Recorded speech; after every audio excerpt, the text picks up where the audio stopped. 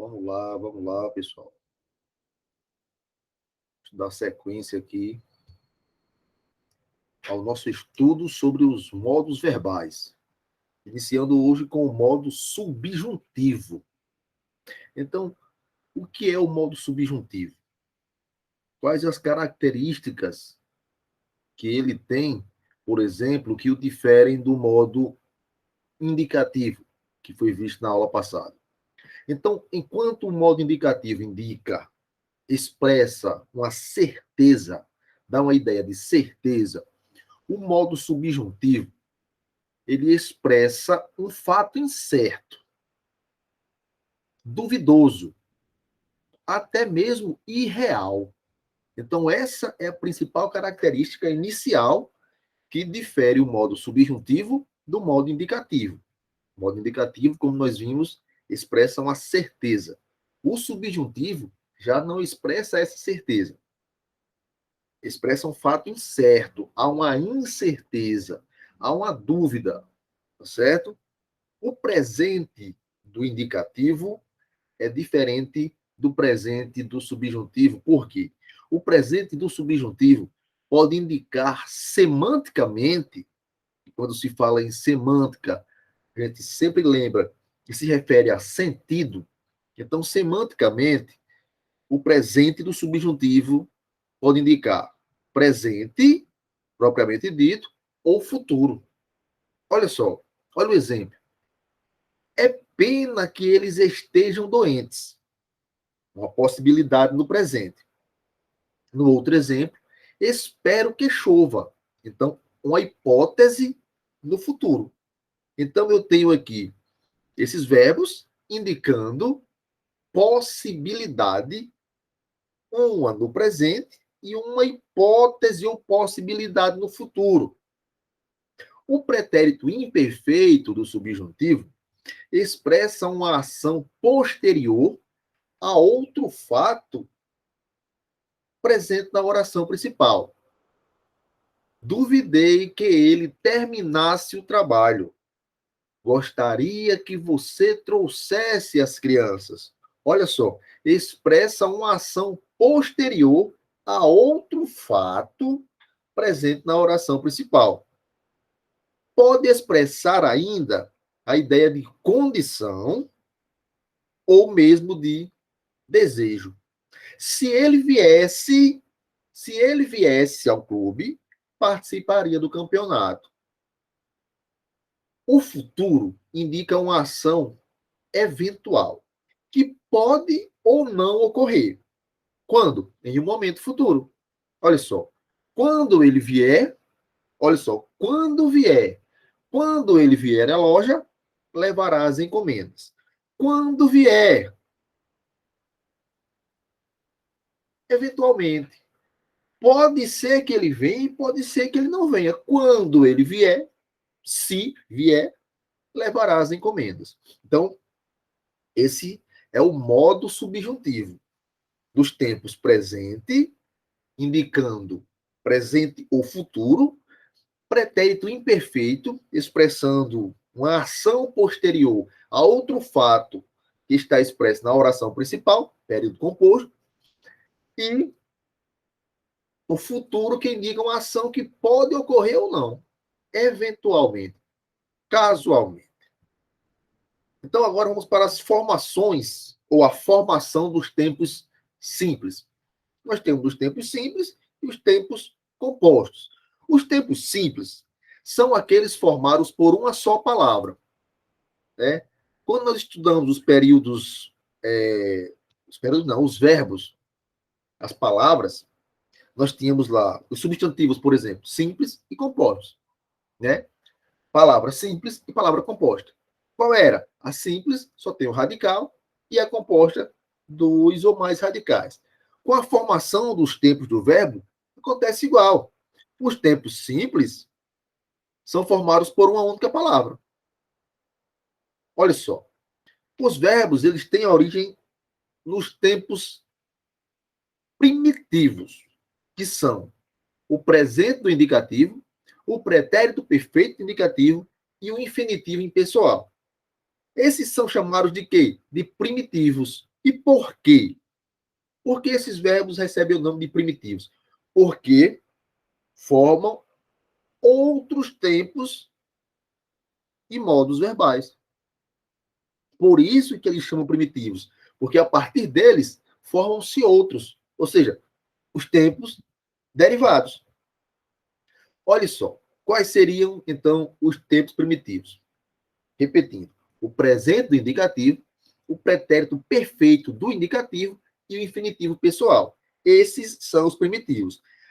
A partir dele, derivaram-se, por exemplo, a partir do tempo primitivo presente do indicativo, derivaram os tempos presente do subjuntivo, presente, aliás, imperativo negativo e imperativo afirmativo. Esses três tempos derivados, presente do subjuntivo, imperativo negativo e imperativo afirmativo, foram derivados, surgiram a partir do presente do indicativo. O pretérito mais que perfeito do indicativo, o futuro do subjuntivo, o pretérito imperfeito do subjuntivo e o pretérito perfeito do subjuntivo foram formados ou derivaram de quem? Do pretérito perfeito do indicativo. Tá certo? A partir do infinitivo impessoal, surgiu quem? Derivou quem? Derivou o infinitivo pessoal, o futuro do presente e o futuro do pretérito. Então, observe que aqui eu tenho os tempos primitivos. Por que primitivos? Porque são base para a formação de outros tempos. E os tempos derivados, que são formados a partir dos primitivos. Tá certo? Essa é a formação dos tempos verbais simples. E nós temos ainda os tempos compostos. Como se formam os tempos compostos? Os tempos compostos formam-se com os verbos auxiliares ter ou haver, mais o particípio. Então, os tempos compostos, eles formam-se seguindo esse padrão aqui. Você vai ter o verbo ter mais particípio, ou o verbo haver mais particípio, formando um tempo composto. Se o tempo simples é formado por uma única palavra, o tempo composto é formado por pelo menos duas palavras. Na maioria dos casos, o nome do tempo composto, quem determina é o verbo auxiliar. Certo? Olha só. No indicativo, nós temos terei falado, futuro do presente composto. Quem dá o tom aqui é o verbo auxiliar terei. Teria falado, futuro do pretérito do tempo composto.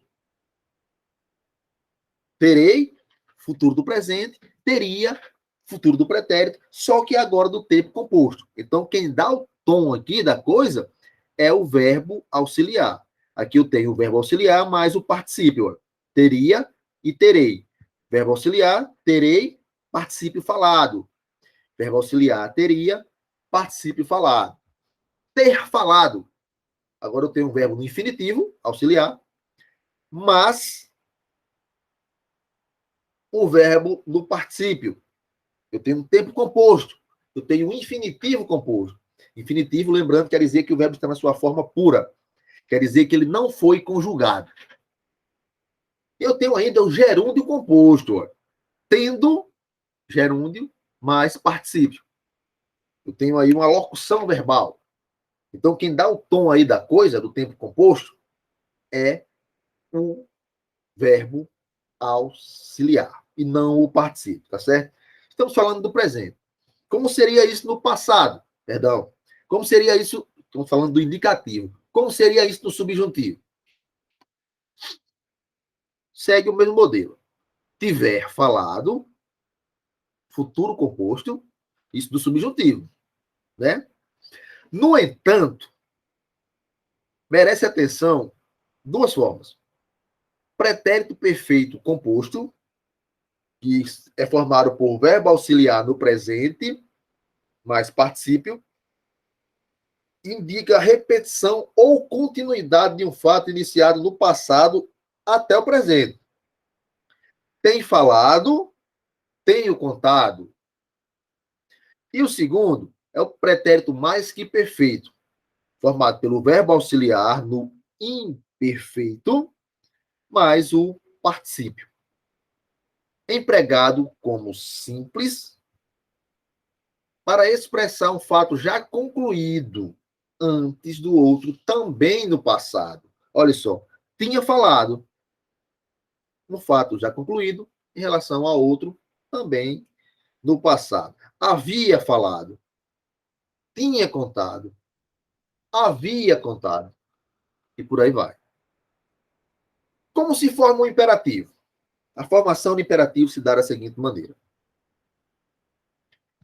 Quando aparecem verbos que denotam ordem, pedido, desejo, súplica, temos o modo imperativo. E esse modo ele é formado da seguinte maneira. Primeiramente, o afirmativo. Afirmativo imperativo. Tu e vós são retiradas do presente do indicativo com a supressão, com a retirada do S, lá no finalzinho da palavra. Fala, tu, falai, vós. No presente do indicativo seria falas, tu e falais, vós. Aí existe a supressão do S. Você, nós e vocês são retirados do presente do subjuntivo, sem alteração. Fale tu, fale você. Aliás, fale você, falemos nós e falem vocês, sem alteração. Isso no imperativo afirmativo. Mas no imperativo negativo, como é que funciona isso? A conjugação igual à do presente do subjuntivo. A conjugação do imperativo negativo segue o mesmo padrão da conjugação do presente do subjuntivo, acrescentando-se a negativa antes da forma verbal. Qual a forma verbal? Fales. Então, fales tu, lá no subjuntivo, né? Aqui, não fales tu. Não fale você. Não falemos nós. Não faleis vós. Não falem vocês. Segue o mesmo padrão de conjugação do presente do subjuntivo.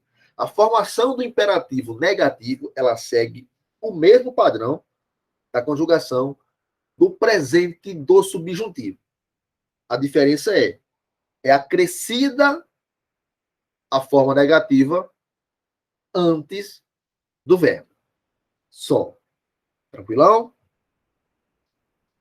Classificando os verbos. É importante compreender que os verbos, além de indicar ação, estado, acontecimento, fenômeno natural, eles têm classificações. Então, observe. Comecemos, então, pelos verbos abundantes. Por que abundantes? Porque eles têm duas formas de particípio. A característica dos verbos abundantes é que eles possuem duas formas de particípio passado. Um particípio regular e um particípio irregular. É isso que deixa o verbo abundante. Abunda tem mais de um particípio. Por exemplo, o verbo absorver no infinitivo. Natural, não foi conjugado. Já no particípio regular, ele pode ser chamado de, ele é conjugado como absolvido, e no particípio irregular, absolto. Então, se você disser absolvido ou absolto, as duas formas estão corretas, porque esse verbo é um verbo que permite dois particípios ou duas formas de particípio por ser abundante.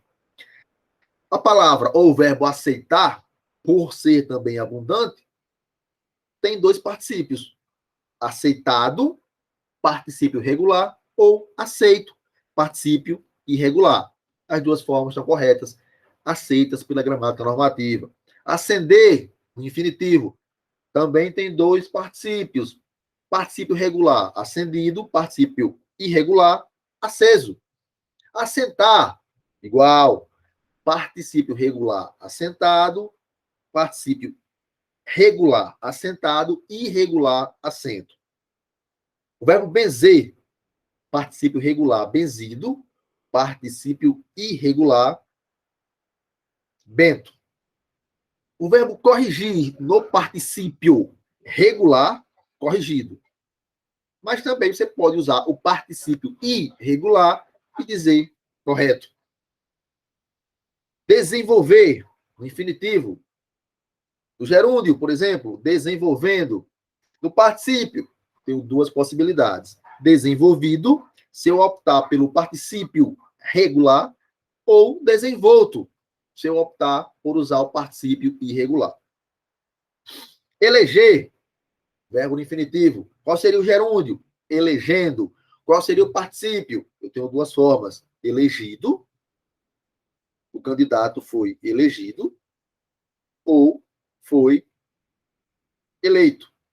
Eu tenho essas duas formas e elas duas são aceitas pela norma culta. Por quê? Por que esses verbos eles permitem dois particípios, um regular e um irregular?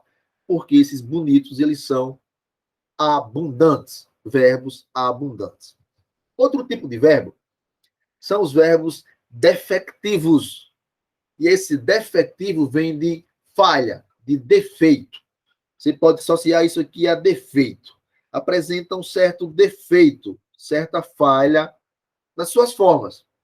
Por exemplo, e os defectivos, eles se classificam quanto à eufonia, ou seja, ao bom som. Sem a primeira pessoa do singular do presente do indicativo, sem todo o presente do subjuntivo e sem as formas do imperativo tomadas do presente do subjuntivo. Como, por exemplo, abolir. Você não diz eu abolo. Colorir, eu coloro. Banir, eu bano. Retorquir, eu retorco. Delinquir, eu delinco. Então, a primeira pessoa, ela não existe. Não faz parte da conjugação. Por isso que se chama de defectivo, porque tem defeito. Tá certo?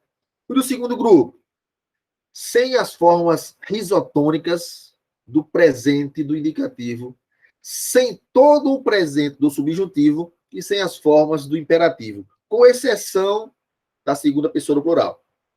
Reaver, explodir, precaver, falir, remir e adequar-se.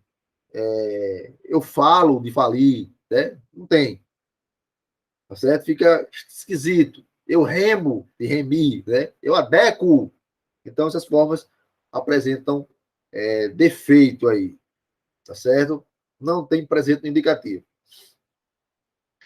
E ainda os verbos sem sujeito ou verbos cujo sujeito normalmente só aparece na terceira pessoa, como, por exemplo, os verbos que indicam fenômenos naturais. Gear, trovejar, ventar e etc. São verbos que apresentam defeito nas suas formas, falhas. Quanto à função, ainda dentro do campo da classificação dos verbos, nós temos, por exemplo, os verbos auxiliares, que são aqueles que, na frase, eles não possuem sentido próprio, pois estão ajudando a compor a locução verbal. Eles não têm sentido próprio, eles estão ali para auxiliar. Por exemplo, eu tenho o verbo auxiliar mais infinitivo, ou tenho o verbo auxiliar mais gerúndio, ou eu tenho o tempo composto, o verbo ter ou o verbo haver, mas o particípio. Ou ainda na voz passiva, sei e estar, mas particípio. Eu tenho essas três situações. Olha só. Ele pode viver. Verbo auxiliar e verbo principal. Continua andando. Verbo auxiliar e verbo principal. E por aí vai. Quais são os principais? Os principais são aqueles que têm significado pleno na frase. Vendemos a casa. O trem partiu cedo. Ele ama os filhos. O verbo principal ele tem um sentido. Ele carrega em si próprio a sua carga semântica. Esses são os verbos principais. Quanto ao aspecto, os verbos ainda se dividem em aumentativo, quando transmitem a ideia de exagero, né? Claro, com prefixo. Esbravejar, né? De bravejar, acrescentou o prefixo, formou-se esbravejar, dando ideia de exagero. Torcer, bem, retorcer, e levantar, com o acréscimo do prefixo, a levantar. O diminutivo do verbo, quanto ao seu aspecto, dá uma ideia de ação menor em relação ao normal. Aí já não é mais prefixo, aí já aparece com o uso do sufixo. Adocicar, escrivaninha, bebericar, e por aí vai. Então, os verbos, eles têm, segundo aspecto, também aumentativo e diminutivo. Né? Existe o verbo incoativo. Esse tipo de verbo dá uma ideia de início de ação ou de fenômeno. Nesse caso, também mantém-se a formação através do uso do sufixo. Amanhecer, alvorecer, florescer, amadurecer, e por aí vai. Existe ainda, quanto ao aspecto, o verbo frequentativo. O que significa isso?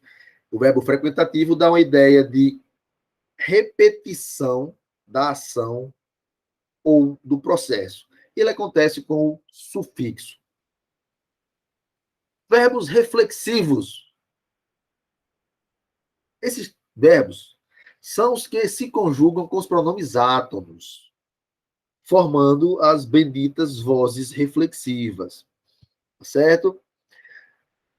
Caso oblíquo, como por exemplo, mi, ti, si, nos, vos, o, a, os, as, li e lis, podem formar função do objeto direto ou indireto, tá certo? Na pessoa idêntica à do sujeito.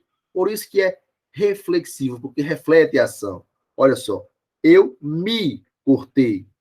Olha o verbo aqui. Cortou assim, reflexivo. Ela se dá ares de importante, ou seja, dá a si. Essa é a ideia de reflexão, uma ação que recai sobre quem a pratica. Existem ainda os verbos pronominais. Quais são esses? São aqueles verbos que se conjugam com pronomes oblíquos átonos, só que agora integrantes. Ou seja, com pronomes que não exercem função sintática ou fazem parte intrínseca do verbo. Eles não exercem função, eles fazem parte do verbo. Olha só, esquecer-se, lembrar-se, tornar-se, vir-se, tá certo? Por que pronominais? Porque eles estão associados intrinsecamente aos verbos, ó. Aliás, os pronomes, ó. Condoer-se, esforçar-se, tornar-se, comunicar-se, enfim.